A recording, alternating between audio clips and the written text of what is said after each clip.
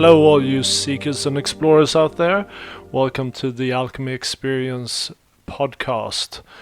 I'm your host, Christopher Lemke, and this first episode of the show is going to serve as an introduction into what is to come over many episodes of the show coming down the line. First of all, you have a lot of superpowers. One of those superpowers is choice. Or free will, if you like. We'll choose what we believe in, we choose how we perceive life, how we move through the different experiences that we have in life. But with choice also comes responsibility and accountability.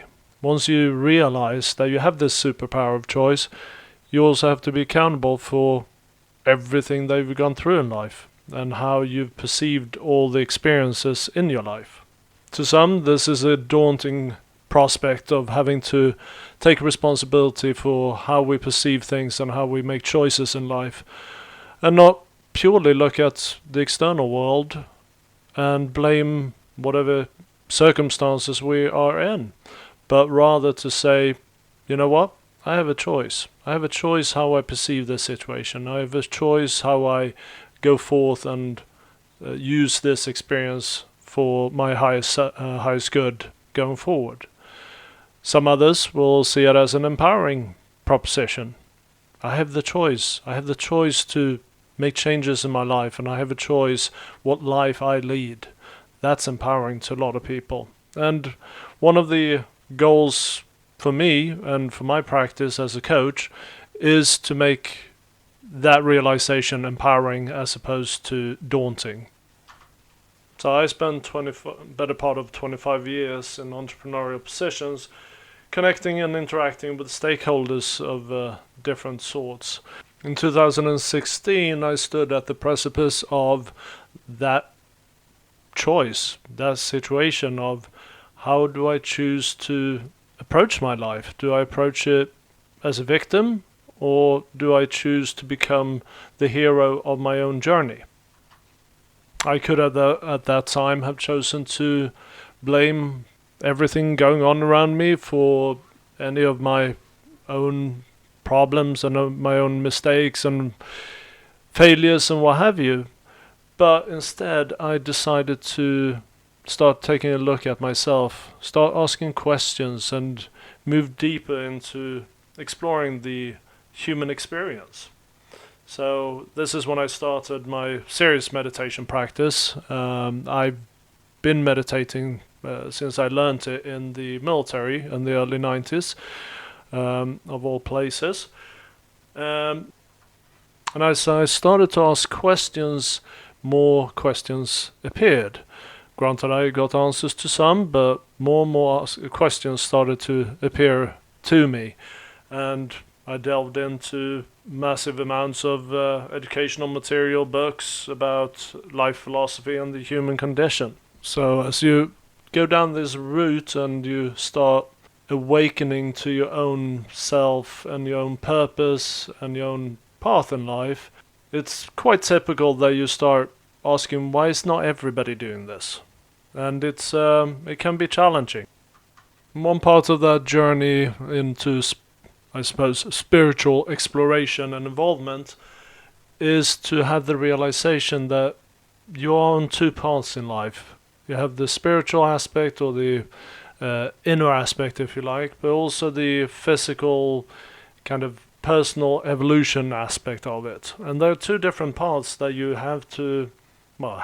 you can make a choice whether to explore both or one of them, but for me, I found that just exploring the spiritual side wasn't going to be enough on my journey, because it was going to lead to me doing what they call spiritual bypass, where you basically just become this person of spirituality and nothing else. There's no substance to it. So I figured that I needed to take a look at how I expressed myself in this physical world as well. And it's from that platform where I evolved my coaching practice, the Alchemy Experience. And as you may know, alchemy is a age-old practice of trying to turn base metal into precious metal, or lead into gold, I think is the more popular term. But this is also a metaphorical prospect or proposition where you take yourself and turn yourself into something else. You transform yourself into a higher version of yourself. So today I've transitioned into becoming a coach for businesses and individuals, as well as teaching meditation and mindfulness. So when I started looking at the purpose of my journey and my life, I started looking at the more generic aspects of it and decided that it is really a matter of bringing my higher self, or my true essence, or whatever you want to call it, soul or something else, into physical manifestation.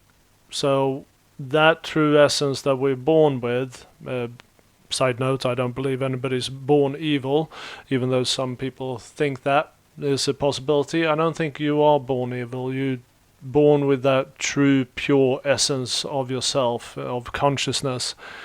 And it is bringing that consciousness into physical manifestation through the layers of programming and learning that we've acquired throughout our lives, until we start asking the big questions and realizing our own true power. And part of that journey is to understand what that true essence is and what the passion of that true essence is. So some people may have discovered their passion early in life, whether it might be music, arts, helping people, healing, whatever it may be. But most of us, we go through life never discovering what our true passion is, or we're not engaging fully into that true passion. And some of us wake up midway through and say, you know what, this isn't working for me anymore. I'm going to make a choice to pursue what I'm passionate about. And however anyone approaches it, it doesn't matter. It's perfectly all right, because it's all part of the process, and you are perfectly positioned to pursue your experiences in this lifetime the way you choose and the way you decide. It's not for anybody else to decide for you. You decide and you take the responsibility for it. Life as a whole, if you start just looking at it from the angles of the external experience, it's quite chaotic. I mean, we are looking at relationships, bills, we're looking at savings, pensions, relationships with friends, our children, going on holidays, saving up, or just trauma and various experiences that hurt, that bring us joy, whatever it may be. There is chaos out there. And if you try to look at all of these things as a lump sum and try to figure out what the purpose is, you're going to drive yourself batty. I certainly did, and I found it wasn't beneficial or taking me closer to the goal of actually understanding it. My approach has become, or come to be, that I boil things down to the bare essence of it. So when I look at life, it is the sum of experiences. So when you are born, which is in my mind the time or the point of time that consciousness enters that collection of cells when you're in your mother's tummy, and that's when you start having experiences. When you start receiving nutrition and experiences, sounds you hear, etc., when you're still in mommy's tummy. And then, of course, you have the challenge of making your way through the birth canal, coming out into this physical experience. And that's just another experience, but it's early on in your life, and that's when you start collecting these experiences and trauma, etc., that is going to influence you in your life. And so you have these experiences throughout your life, and then you come to the end, and when that consciousness leaves your body, that's the end of a road. And that's the sum of your experiences. So then we attach meaning during our life with our conscious minds. We attach meaning to these different experiences. So as a 5-year-old, you may have been told, no, don't do that. That's not something you can handle. As a 5-year-old, you may interpret that as, I'm not good enough, or I can't do things in life, or I'm not perceived to be able to handle these things. So this is something you bring with you as you grow older, and when you're 40 years old and you look back and start looking at these experiences, you start saying, why did I think that? Why did I even, as a 5-year-old, I can understand that I may have taken that route, but as a 40-year-old, do I really have to believe that? And that's when choice comes into play. You have the choice of believing that or not believing that. And if you change your mind, obviously, then you have to say, you know what? As a 5-year-old, I made the choice to believe that, and that's okay. And it's something I've used to build up my experiences I've had thus far in life, but I don't need to hold on to that. And we have these micro experiences throughout our lives, and we have these outcomes that we bring forth and influence our future choices. So to kind of boil it down, the way we look at present and future experiences is through the lens or the filter of our past experiences. So if something has had a negative impact, or we viewed something and experienced negatively, when we come up to similar experiences in the future or in our present experiences, then we will look at those unfavorably as well. And we'll try to stay away from them because they're painful, we fear them, and we have a choice then to go back and say, you know what? I can reframe my perception of that original experience or original sensitizing event. And that would then change all the subsequent experiences I had, or the perception of those experiences.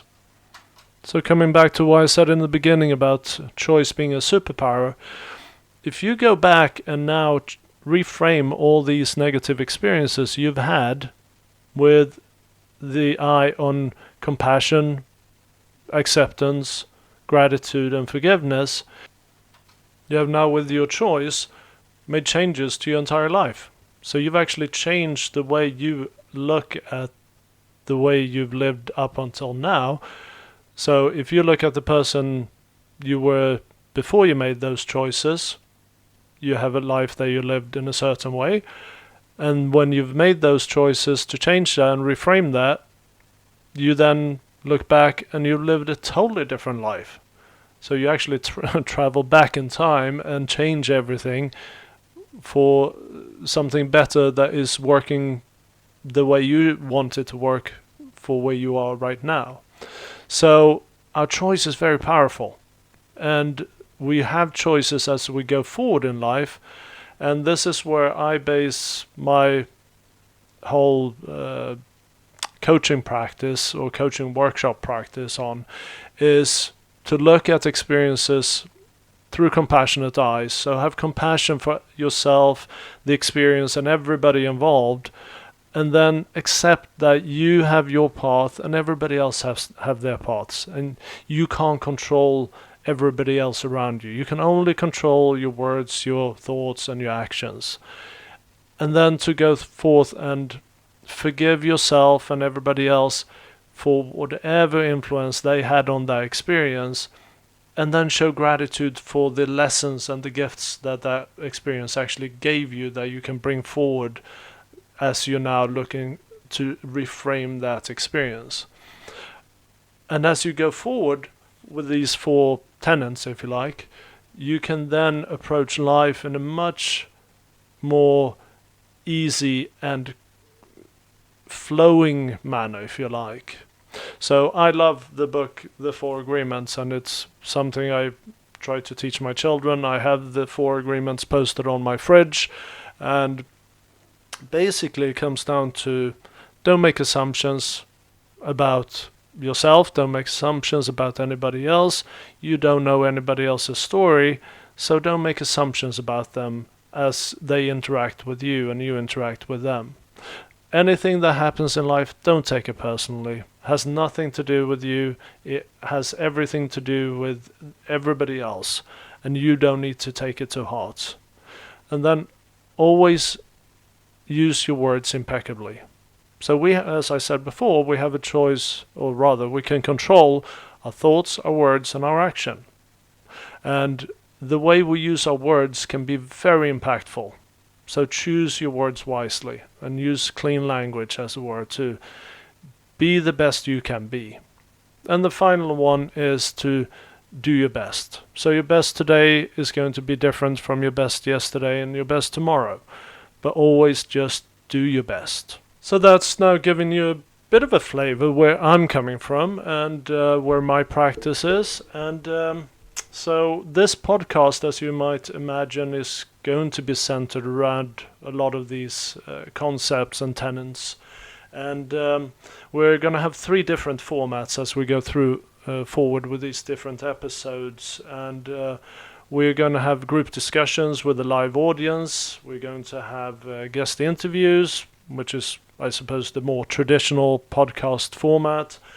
But also we're going to have bridging conversations. And in those bridging conversations, what we do is bringing people of opposing views together and allowing them to talk to each other in a way that is going to bring them to a common ground of understanding.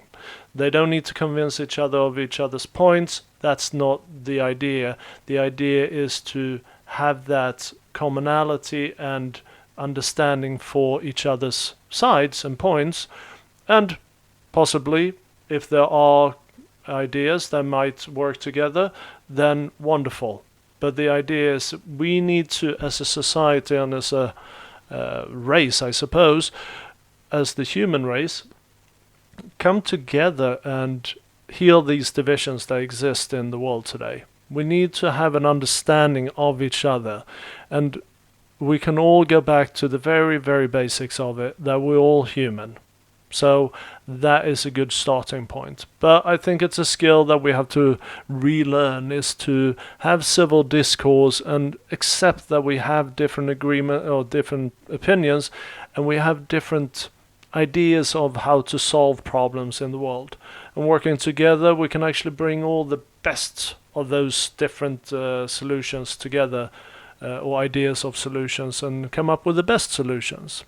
The group discussions that we have will be, as I said, with a live audience, and we will have a wonderful energy with different peoples from different walks of life, and they will bring in their real stories and how they perceive the themes that we bring in, and obviously talk about how they've worked through different sides and challenges in their lives. And people will bring forth their questions and how they can apply these different themes to their lives, and everybody will come together and help people understand how they can bring these different themes into their present situations. And on occasion we'll bring in guest interviews where we will talk to extraordinary people from everyday walks of lives, and that are just visionaries and have done things in their lives that we can all be inspired by, and not emulate, but we can take some of those elements and bring that perhaps into our own lives and see how we make choices. And it's really about understanding how people have made choices to make changes in their lives to help them become the optimal versions of themselves. This now gives you a little background and a little flavor of what this show's going to be all about. So, as parting words for this episode, introducing you to the Alchemy Experience podcast, I just want to share that it is up to us to make the choices. It is reliant upon us, not governments, nor religious institutions, or any other body of influence that's going to change the world for the betterment of all humans and living things on this planet. Simply isn't in their interest. It's up to every one of us to become the best versions of ourselves until we reach the point of critical mass, or tipping point if you like, where the collective becomes a force upon itself, creating peace, balance and harmony on this planet. And you are listening to my modest contribution of it right here. So I hope you continue listening and enjoy the episodes that are to follow. And I will see you next time.